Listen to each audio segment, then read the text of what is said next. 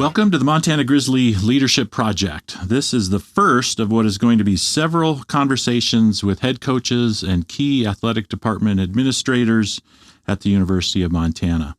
The goal? To get their thoughts and perspectives on this complex yet fascinating topic of leadership. My name is Charlie Palmer, and I'm a professor at UM in the School of Integrative Physiology and Athletic Training, and I'm also the NCAA Faculty Athletics Representative.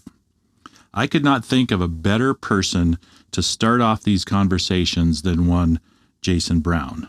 This year marks his 8th as head men's tennis coach at UM. He has won Coach of the Year honors. His teams have been nationally ranked by the Intercollegiate Tennis Association, and academically, his players excel in the classroom at such a level that they have earned numerous awards at both the institutional and conference level. Coach Brown, welcome to this inaugural episode of the GLP. Dr. Palmer, I'm honored to be here. I'm excited to talk about something that is near and dear to my heart, and that's the love of Grizzly athletics and the role leadership plays in that. Nice, let's do it. So, all right. Origin story time. All right. You came here being Missoula, from little old Conrad, Montana, Conrad Cowboy. It's true. All right. You played tennis at U of M, so you're an alum. I am an alum. I would say I practiced tennis a lot under the great Chris Nord. But thoroughly, I was in love with Missoula from the first time I got to see a Grizz Cat basketball game when I was probably about 10 years old, and made annual trips here and knew this was going to be in my home from the time I was very, very little. So nice. Yeah, Grizzly at heart. So talk us through that part of your journey then, that time spent here in Missoula playing tennis at the Division I level, and just how that helped kind of build your leadership skills and your philosophies on that front. Yeah, I think that we've seen a lot of changes in athletics since then. Tennis at that time was almost a glorified club sport. I think there was one scholarship. Coach Nord, I know it was a labor of love at that point. I think he was making his living as a teaching professional at the Missoula Athletic Club bubbles there by East Missoula. And Grizz tennis was important to him, but the role has changed a lot. He was coaching both teams. We had late night practices there, practicing at midnight in the bubble so the club could stay open. It was a lot different then. Growing up in Conrad, sports was such a foundational part of my life. It was kind of what you did from season to season, probably not dissimilar to you in Great Falls. I mean, when I came to Missoula, I realized that all of my friends were on the football team, on the track team, played basketball, and we all grew up competing against each other. But I realized that all of these small towns, we all grew up in the same place. Rural Montana is all the same place. And we all had great mentors and coaches. I think coaches provided such a leadership role in our communities. They usually wore another hat as a teacher. Some of them were, the basketball coach and the history teacher, most of the time in that order. Mm-hmm. So, they taught so they could coach. And that's what I took out of growing up around sport and from Chris as well, is just that, the passion that has to go into being a leader and being a coach. And if you're not in it for those reasons, you should be doing something else. Mm-hmm. So I would say that's the foundation I learned, not only from Chris, but also continuing on from like Grizz Nation, honestly, like the passion behind what everyone's doing and what it means to kind of have the paw on your chest and the support of a community and the best parts of the state. I realize there's some fans of the other teams that in this state, but I think the passion piece is a huge part of it. Okay. And you've mentioned his name, Chris Nord, legendary figure in Grizzly athletics, 40 plus years, dedicated his life to coaching and the athletic department at UM. What did you take from him? What sorts of key pieces from his style do you feel like you've maybe incorporated into how you lead? That's a great question. And I think Chris would be okay with me saying this. We're very different people, but I got to take all of the great things from Chris, the dedication over time, the willingness to work, the willingness to be there for his players, I think they always felt cared for. And that was the big piece I took from Chris. And I maintained a friendship with Chris from the time in the early 90s when I came here all the way through to the early 2010s when I sort of came back to tennis. And in 2013 was the first fall I came back to be his volunteer assistant. And I think the prior years to that, I just watched him. He gave me pretty open access for just being, his friend and a Grizz supporter, access to his program, and just seeing, what it meant to him and the role he played in these young guys' lives. The big thing I learned from Chris, I would say, is consistency. Anyone who knows Chris knows he's the same guy day in and day out, comes off very stoic, but is hyper competitive and very invested in more than just the play that comes out on the court, but very invested in the people who he coaches. I think another big thing I learned from Chris is he was vulnerable with me and with the guys about his own shortcomings. So I learned a lot of what not to do from Chris. And I think that that's an important piece of leadership, is not to come off as having all the answers. And there was times when Chris would hand things off to me and say, hey, this would be better handled by you. And that's a huge step of self-confidence and the idea that I don't have the best solution for everything. And I certainly don't. And I think that when your student athletes see that, hey, let's work on this together and make things cooperative, is such a cool thing that Chris taught me, how to do. And then obviously had the faith in me to turn over a program that was so near and dear to his heart. Because I think Chris might have coached forever if he didn't find a successor. That's how much Grizz tennis meant to him. Right. I felt that, he was so scared that someone was going to come and take this thing that he'd built up over, 30 plus years and not do with it what he wanted. And so, they honored that he gave me in sort of literally handing the reins over to me, and similar to what he did with golf this past year as well. Yeah. Found his successor. Because he then went and coached the women's golf team, knowing then that you were taking over for him. And then, yes, just recently he did the same with Jimmy Mee as he fully retired then and handed it over to him. I mean, what a beautiful, beautiful thing, and what a legacy to leave, in that he had, enough juice within the department and enough of this long-term leadership role that the admin completely trusted him. I mean, I'd never coached it. I'd had 4 years as a volunteer assistant. I'd never coached at a Division I level. I coached a couple of years I taught some tennis and coached at the high school level a little bit right after college, but that there was a huge leap of faith on their end, and Chris really bridged that gap. And I can't say enough great things about that, about him as a coach and as a human being. Yeah, that's awesome. What would you say your philosophies are then? Or if you had to identify your leadership style, what would you say that is? I would say that my whole goal is to promote a caring and a connection before we try to implement any teaching or changing. Tennis is a funny sport at the collegiate level because it's an individual sport that we are combining all of these guys, especially my squad that's very international, who've traveled the whole world playing tennis. Most of them, left home at some point to sort of facilitate this ability to have a college scholarship and come to the U.S. to play, and then combine them into a team. Which they've never really done before, probably. Very, very occasionally, maybe a team, like a weekend team event or something. But for the most part, they've competed individually their whole lives. And, so I have to create a connection and a team first attitude, and an idea for me to lead is that this is bigger, not only than you guys, but it's a lot bigger than me. That what we have here is something that's created by all of us together. Is the first thing I sort of try to implement to these guys. And it's going to go on without me. It's going to go on without you, but we can make it better. And then, one of our key tenets in our sort of team handbook is leave it better than you found it. So, and I think these guys have been doing a great job of that academically, and, don't control all the outcomes competitively, but I think they're doing a great job of putting the program in the forefront of sort of Grizzly athletics and representing it in a way that, makes me proud to be their coach. So, that's a big ask when it's really, really good.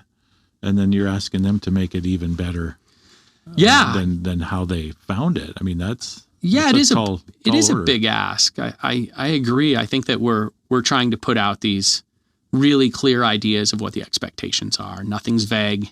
Nothing's, well, I didn't know. It's, hey, these are the things. And I've changed my recruiting philosophy a lot too. And it's sort of, I've had some ups and downs with that, but sort of culled out the kids in the past few years that we don't want here. And it makes my job as a leader so much easier if they're, hey, I know what I'm signing up for. It's a privilege to get to do this. And I speak to them all the time about it. It's a privilege to get to coach you guys. Like, it's not, it's not something I ever take for granted.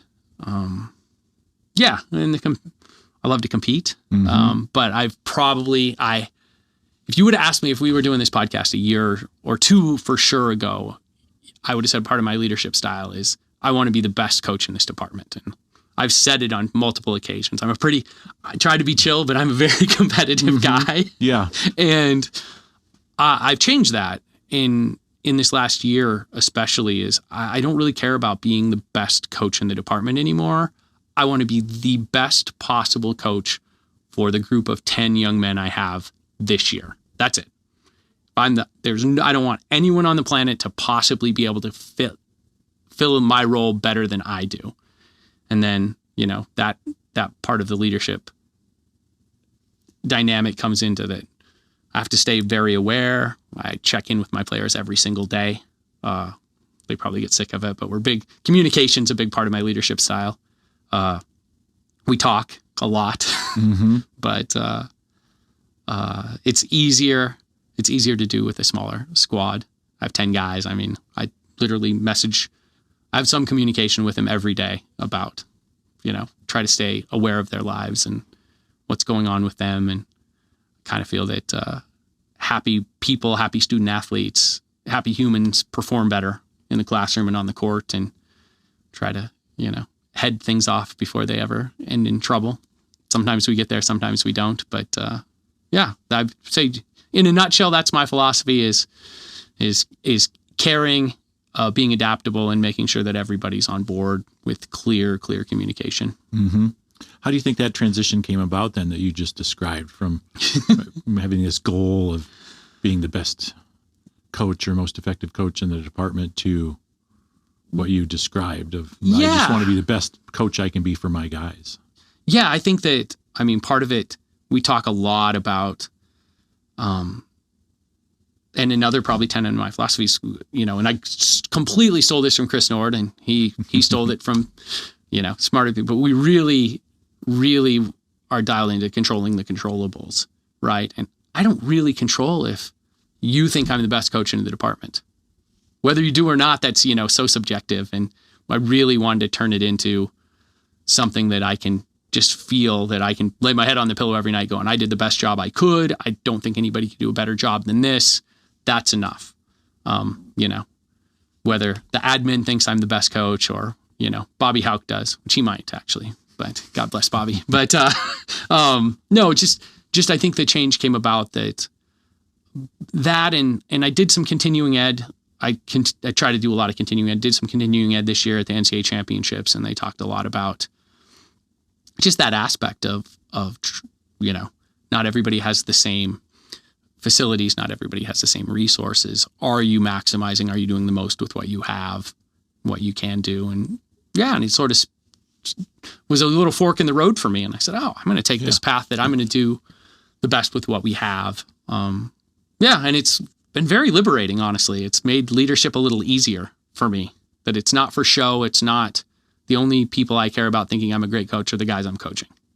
Because you don't control that competition if that's what you're basing it on, right? Like, am I the best coach in this department? Well, there's a whole bunch of other coaches who are and they're great. Or who are really, really good. Really good. And they're Yeah. going to say, no, I am. Yeah. Yeah. Yeah. Okay. Yeah. And I think sometimes too, I think we can, when you're competing in something I want to compete in tangible things. And I felt this is way more tangible. Yeah. So, Okay. yeah, I feel better about it too. I really do. If I end up being the best coach in the department, that's great too. But that's not an outcome you're chasing. not at all. It'll Okay. take care of itself. Okay. Probably like championships kind of do, you start winning those things months in advance, and it's not the day of, just takes care of itself, hopefully. Right. It's the process that gets you there. Absolutely. So to me, one of the things that makes your sport so fascinating is this kind of dynamic tension between kind of technical and tactical advice or feedback or instruction. But then also there's just this huge mental component to tennis. How do you bridge that divide in terms of right now, does this kid need technical, tactical advice? Or does he need a shoulder to cry on? Or does he need me to give him something from a psychological standpoint that's going to help kind of right the ship, so to speak, or get him in a spot where he can play as well as he possibly can? How do you know when, where, how to kind of swim in those waters?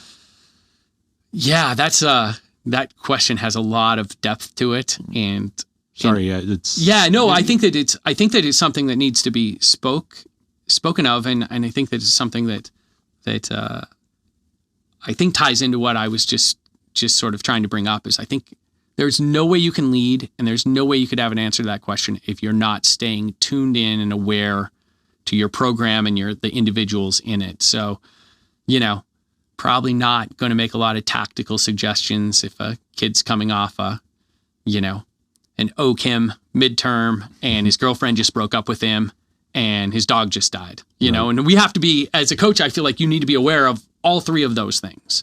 So it's an easy one to ease off and be like, hey man, you're doing great.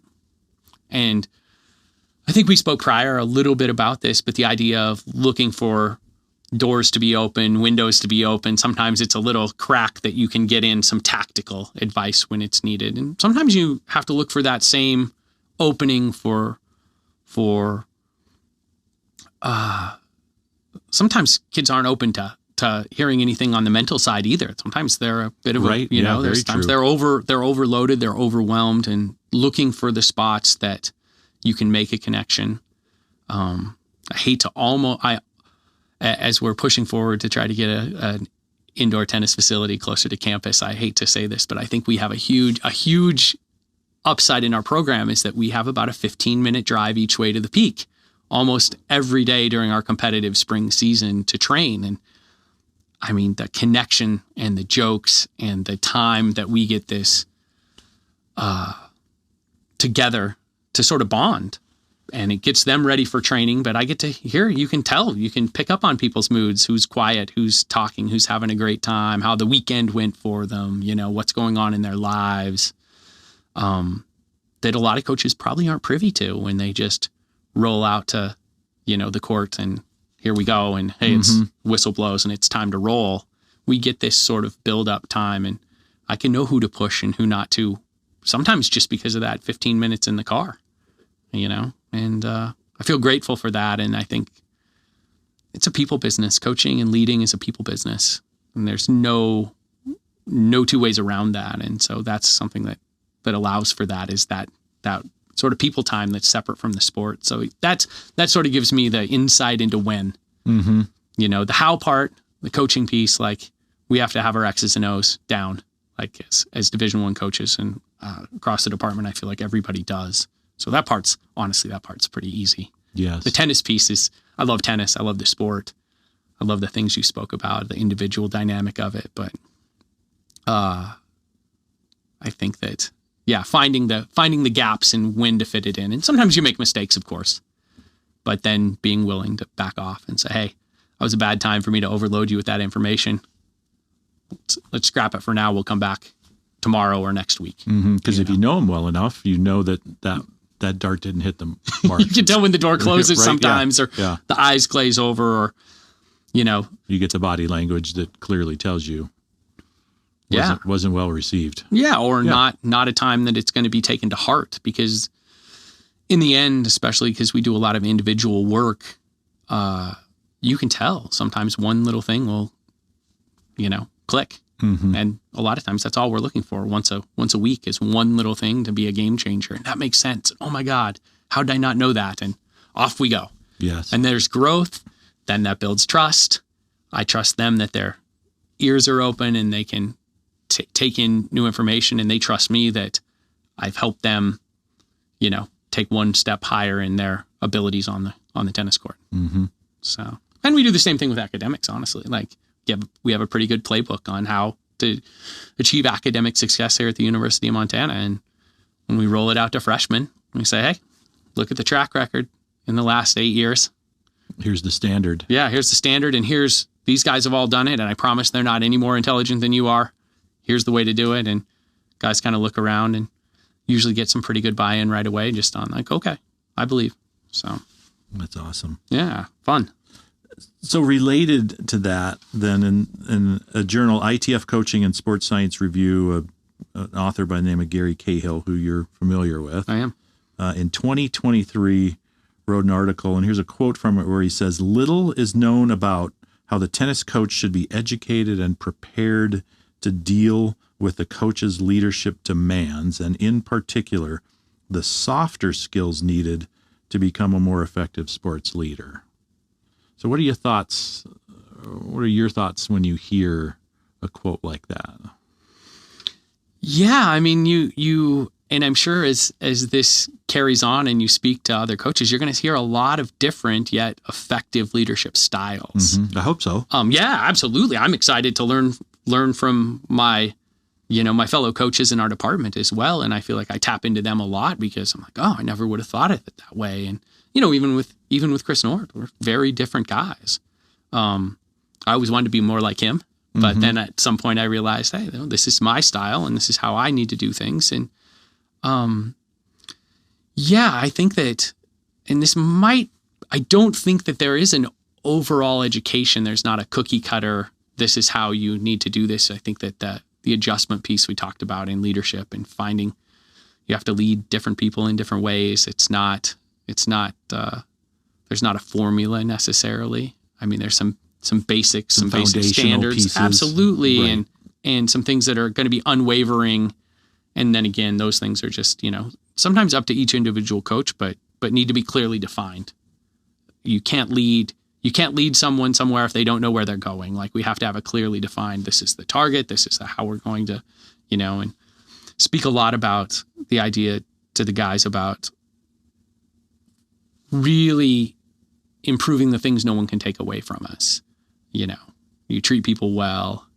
Are you kind? Are you a good citizen? Are you, we have some funny things we really stress with, like, you see some garbage around campus, you pick it up, you throw it away. I don't care if it's not yours. Just these funny things that go a long way, and just like, you always feel good when you do things like that. And I don't think that any of that would show up in any coach's manual per se, but I think that it's an important part of building these guys up to be leaders of themselves, and then later on their community, or when they go into the workforce or whatnot. Some of the continuing ed I got this summer that really resonated with me also was, I always felt that some of the self-care or taking time for yourself as a coach didn't, especially in season, you feel like it's give, and that's the way you should be. And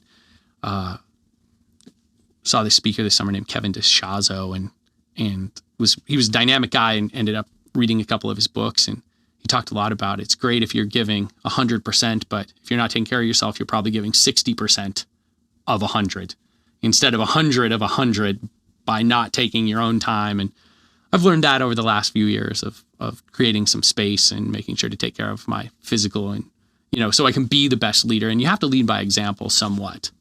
Absolutely. And it has to show up. And I some of the things I do, they're not for show necessarily, but they're just to say, like, listen, I'm going to take care of my physical well-being. I'm going to take care of my mental health. I stress to the guys all the time, hey, you need to talk to someone immediately. You should take pride in the fact that you're care enough about yourself to go speak about your mental health,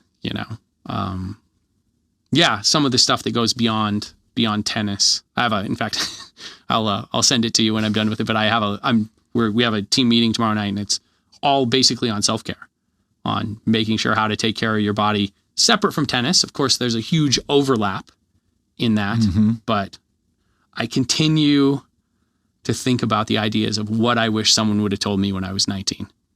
Like what could have someone a couple decades older have told me at 19 that maybe how important flossing my teeth really is.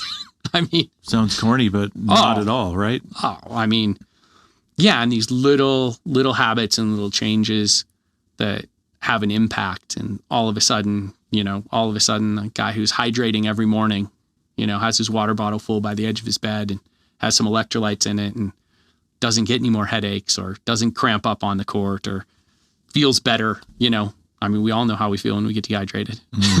Yep. Just the small things. I think there's a lot of small things that we can gloss over that I don't think there are any small things, I guess, when it comes to leadership.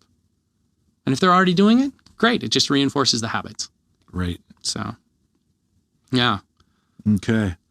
So there's different leadership theories that exist out there. One of them is authentic leadership theory. It's kind of the hallmarks of it are self-awareness, kind of relational transparency, people who tend to be pretty fair-minded, and then also this kind of strongly internalized moral compass.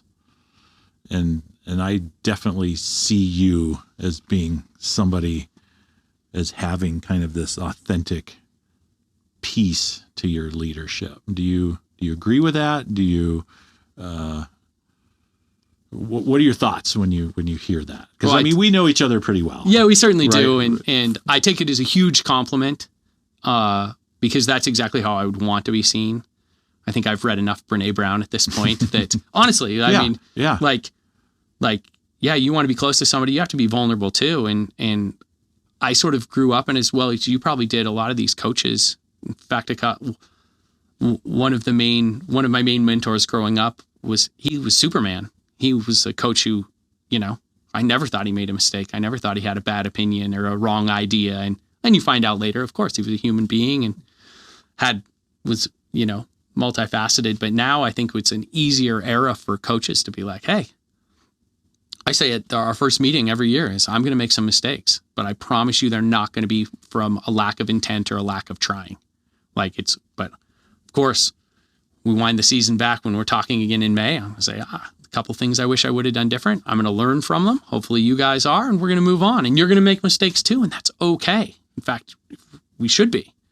And so, yeah, the authentic piece is I want them to be authentic too and have that freedom to, as long as your intent is good and mistakes happen, own them. Opportunities to grow. Oh, own them.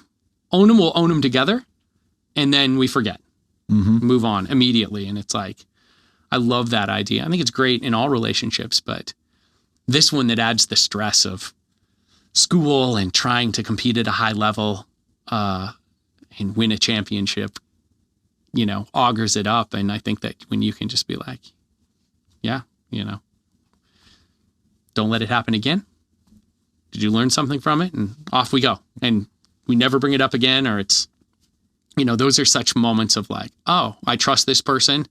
And then as soon as someone owns anything, I develop trust in them as well. A lot of times it's hilariously easy to let go of mistakes and hopefully both directions. Hopefully they can see like, hey, if I come in and I tell a story. This was prior to me with Chris one time where we talk a lot about being open and honest and vulnerable. And a kid was about to get kicked out of practice. This is when I very first started, and he'd had a death in his family and didn't want to tell anyone. Well, we have no idea, and he wasn't himself, and he probably shouldn't have been, and when he shouldn't have been on the practice court.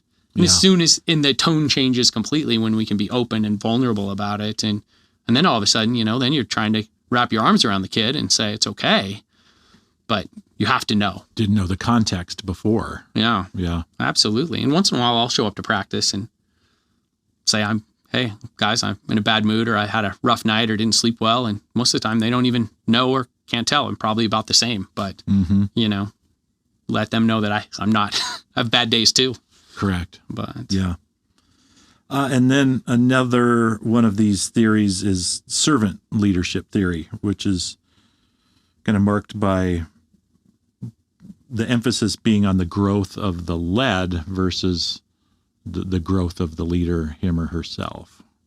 And then a style where power is shared, and kind of the key piece then is the development of the people who are being led. And I also see this as really kind of a central piece of how you try and lead your players. Yeah. Thoughts on that? Yeah, I think it's, again, a compliment, although I've steered away from this a little bit. I feel like when I've talked to people, when people ask questions about coaching and leadership in maybe a different form or with someone I don't know as well, or I make jokes about recruiting is a lot like dating, and coaching is a lot like parenting. And if you've never dated or never parented, I think coaching would be a very, very tough vocation for you. But I think the servant piece, you can do too much. Absolutely. And I would have said that my first couple of years, that was probably the role I filled more than the authentic. And I've loved the transition. It's felt better to coach in this way, because you can do too much, just like as a parent, then all of a sudden you're, instead of growing someone to be able to lead themselves, you grow someone who's dependent on you. And in a sport with, one or two coaches and 6 matches going on, a lot of times these people the players have to be independent, and they have to be able to self-starters and be okay on their own. And you can definitely do too much for them. But my natural default is to serve. My natural default is to make it all better. So I've actually had to fight it a little bit to probably become a better coach and a better leader, because you can definitely do too much of that. Yeah. It is funny, especially talking to international kids. It's like when we do individual or small group lessons and we've got a whole basket, a few hundred balls spread out all over the court. And I'll get some kids who are just absolutely shocked that I help them pick up the balls. And they're like, oh, coaches in Spain, coaches in Norway, they would never pick up a ball. They go to the side. There's a hierarchy. Yeah. They check their Twitter. There's they drink their coffee. Mm-hmm. Yeah. I wouldn't, never pick up a ball. And I'm like, oh, absolutely. We're doing this together. So there is that combined force attitude of like, hey, I'm not going to ever ask you guys to do anything I'm not willing to do as well. And picking up balls is just one of those little, and sometimes I'll say, hey, you guys just worked really hard. I stood there and fed you balls. Go sit, go get a drink. I'll pick these up. And as sort of an act of like, leaders can serve, and you guys may be more the guys who are being led can lead as well. So we can swap roles, I think, pretty interchangeably. And I think that's led to some great success for our guys post college as well. Yeah, it might seem like a little behavior. I mean, just a little thing to do that, to sit there and help pick up the balls or whatever, but could actually communicate a whole bunch of really important things. Yeah, I hope so. I think so. And I think that sometimes because these kids, we didn't see them grow up, and some of them, I mean, especially our football team, some of those guys are more manly than you and I combined. I mean, they're grown men. Yes. But developmentally, they're not. And so I think, we talk a lot about childhood development, that they don't hear you, they see you. They mimic your actions. They see what you do. Your words don't have the same impact. And I think when you're an 18-year-old kid or a 19-year-old kid, still forming, a lot of things are still forming, and you pick up more on, oh, that's what they do, not what they just say. Because there's a lot of coaches who love the sound of their own voice, and I'm guilty of that on occasion. I get really sick of my own voice, other than when I talk about things like this that I love, and then I have no problem. Right. Yeah, I do think that's a weakness or a liability of the whole servant leadership kind of theory, which is that somewhere in there's a line. And Absolutely. If you end up on the other side of that line, then I think you're losing effectiveness, because at some point there is a delineation or a demarcation between who is leading, who is coaching, and who is being led, who the players are. And it's great if those commingle at times, but also at other times there does have to be a definition between the two, right? Somebody is in charge ultimately. Yeah, absolutely. And I think sometimes like it's okay to say, even from a role or a personality like mine, to say, hey, listen, in the end, it's my decision. Mm-hmm. And you might like it, you might not like it, but it's going to be for my job depends on this team doing the best it can in all aspects. And, your job is to do the best you can and be the best part of this team. And that line has to stay clear. And then we can cross that line and work together and try to make it better and build it up. But in the end, guy's not losing his scholarship if the team's terrible. Generally, I mean, that's on me to make sure that those things go well. And one of the great things about, I feel very supported being a coach here in that role, that they, sort of get a lot of attaboys, I think, as far as like the leadership piece goes, that they sort of recognize when it's being done well. And I feel very supported in that. So yes. Yeah, it's a cool part of being part of this. Yeah. Well, Coach, thanks so much for making the time to come in this first ever episode. Well, I hope we kick it off in style. I really enjoyed. I think we have enjoyed talking to you about these things, and I'm anxious to watch a lot of these and take some notes and learn some things and come back and do it again sometime. I'm anxious to keep going. All right. Thanks, So Dr. Palmer. That's going to do it for this inaugural episode of the Montana Grizzly Leadership Project. Thanks to Coach Brown for sharing his time and talents with us today. And we will see you next time when we continue these conversations with other UM leaders.